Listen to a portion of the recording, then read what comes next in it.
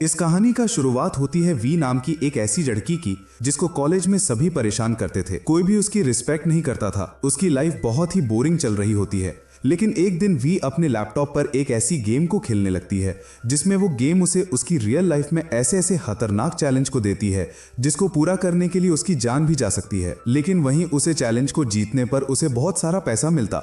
लेकिन इसके आगे का वी ने भी नहीं सोचा था कि ये गेम उसके साथ कुछ बहुत ही भयानक भी कर सकती है, जिसका पछतावा उसे जिंदगी भर रहेगा और वो इस गेम की सिर्फ एक कठपुतली बनकर रह जाएगी। लेकिन आखिर उस गेम ने वी के साथ ऐसा क्या कर दिया था, चलिए जानते हैं। तो कहानी की शुरुआत वी नाम की एक हाई स्कूल स्टूडेंट को दिखाई हुई होती है जो अपने लैपटॉप में स्पॉटिफाई ओपन करके गाने सुनने लगती है और अपनी ईमेल चेक करती है, जहां उसे कल कलाद यूनिवर्सिटी से मेल आया हुआ था जिसमें लिखा गया था कि आपका कलाद 8 यूनिवर्सिटी में स्वागत है।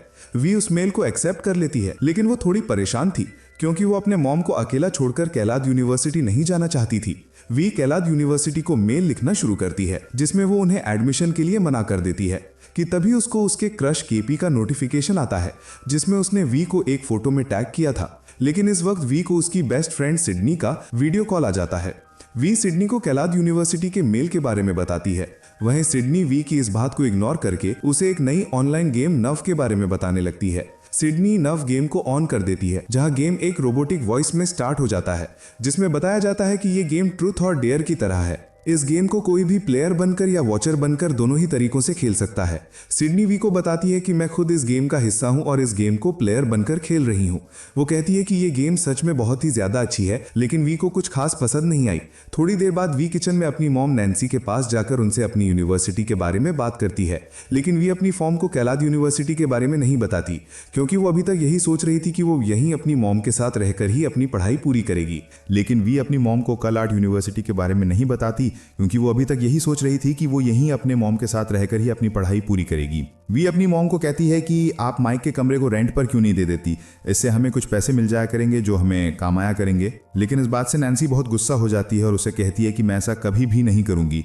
दरअसल माइक वी का छोटा भाई था जिसकी 2 साल पहले डेथ हो गई थी। वी अपनी स्टडी के साथ साथ एक फोटोग्राफर भी थी, इसलिए वो स्कूल के फुटबॉल मैच में स्कूल की न्यूज़पेपर के लिए फोटो लेने जाती है। वहीं उसकी दोस्त सिडनी चीयर लीडर थी। सिडनी फुटबॉल मैच शुरू होने से पहले अपनी एक दोस्त को अपना फोन पकड़ाते हुए उसे नव गेम के लिए एक वीडियो बनाने के लिए कहती है, जहां उसे व्यूज द्वारा एक डेयर मिला था जिसमें उसे चलते मैच के दौरान अपनी एक नेकेड फोटो नव पर अपलोड करनी थी।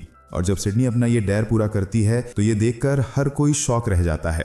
अब सिडनी को इस डेयर के बदले कुछ पैसे मिल जाते हैं। यहाँ से सीन शिफ्ट होता है और हमें इस नव गेम के कुछ और प्लेयर्स को दिखाया जाता है जो अपना डेयर क्या कर रहे थे। इस गेम को देखने वाले, जिन्हें व्यूअर्स कहा जाता था, वो भी किसी प्लेयर को कोई भी डेयर दे सकते थे ताकि वो लोग इस गेम से और भी ज्यादा अटैच्ड रह सकें।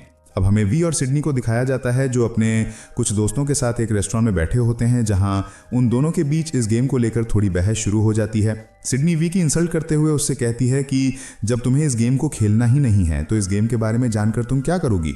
और इसके साथ ही सिडनी वी को यह भी कहती है कि तुम असल जिंदगी में एक प्लेयर नहीं हो, तुम सिर्फ एक वाहियात वॉचर हो जो सिर्फ प्लेयर्स को खेलता हुआ देखकर खुश होती हो। सिडनी कहती है कि अगर तुम एक प्लेयर हो तो मैं तुम्हें डेयर देती हूँ, उसे पूरा करके दिखाओ। सिडनी वी को भी ये डेयर देती है कि तुम्हें जाकर जीपी को हाई बोलना है। जेपी वी का क्रश था, लेकिन वी इस डेयर को एक्सेप्ट नहीं करती तो सिडनी खुद जीपी के पास जाकर उसे वी का बॉयफ्रेंड बनने के लिए कहती है। वहीं जेपी कहता है कि मुझे वी में कोई इंटरेस्ट नहीं है और ना ही वी मेरे टाइप की है। वी खुद की इंसल्ट होते देखकर वहां से अपने घर चली जाती है। घर पहुंचते ही गुस्से में वो नव गेम पर as a player sign in कर लेती है, जिसके बाद ही रोबोटिक वॉइस से बताया जाता है कि इस गेम के फाइनल में पहुंचने के लिए आपको अपने व्यूअर्स बढ़ाने होंगे। जिसको ज्यादा लोग पसंद करेंगे वही प्लेयर इस गेम के फाइनल तक जाएंगे। इसके बाद वी को इस गेम के 3 रूल्स बताए जाते हैं, जिनमें से पहला रूल ये था कि सभी डैश को पूरा करने से पहले इस गेम पर लाइव रहना है।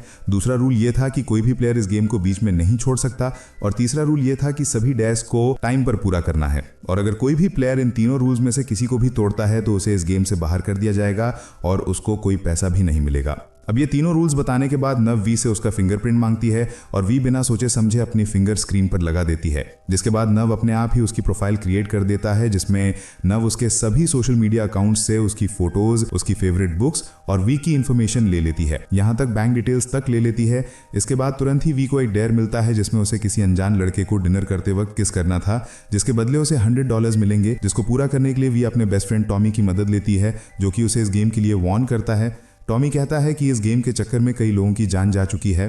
असल में टॉमी कंप्यूटर एक्सपर्ट था, इसलिए वो वी को बताता है कि ये गेम रोका नहीं जा सकता क्योंकि हर कोई जो इस गेम पर लॉग इन कर रहा है उससे इसका एक नया सर्वर ऑटोमेटिकली बन जाता है। अब वो दोनों ही उस रेस्टोरेंट में पहुंच जाते हैं जहां वी एक लड़के को बुक पढ़ते हुए देखती है, लेकिन उसे कैसे भी करके ये डेयर कंप्लीट तो करना ही था, जिसके लिए वो उस लड़के के पास जाती है और टॉमी को फोन पर नर्व लेव करने को कहती है और उसे किस करके फर्स्ट डेयर कंप्लीट कर लेती है। जिसके बाद वो उसे दूर भागकर छुपने लगती है, जहां उसके साथ टॉमी को भी छुपना पड़ता है क्योंकि वो इस डेयर को शूट कर रहा था। कुछ देर बाद वो दोनों देखते हैं कि वो लड़का वहां से चला गया है, लेकिन अगले ही मिनट वी और टॉमी उस लड़के को डांस करता देखते हैं। वी टॉमी से कहती है कि वो भी उसके साथ जाकर डांस करेगी, लेकिन टॉमी उसे मना करते हुए कहता है कि ये सब सिर्फ एक गेम का पार्ट है। वो लड़का जिसका नाम इयन था वो भी इस गेम को खेल रहा था और उसे ये डेयर मिला था कि उसे रेस्टोरेंट में सबके सामने टेबल पर खड़े होकर डांस करना है, जिसे उसने पूरा कर लिया था। अब यहाँ अयान वी के पास आकर बैठ जाता है। तभी अयान और वी के पास से डेयर आता है जिसमें उन दोनों को एक साथ बाइक पर घूमने था, जिसके बदले उन्हें $200 मिलेंगे।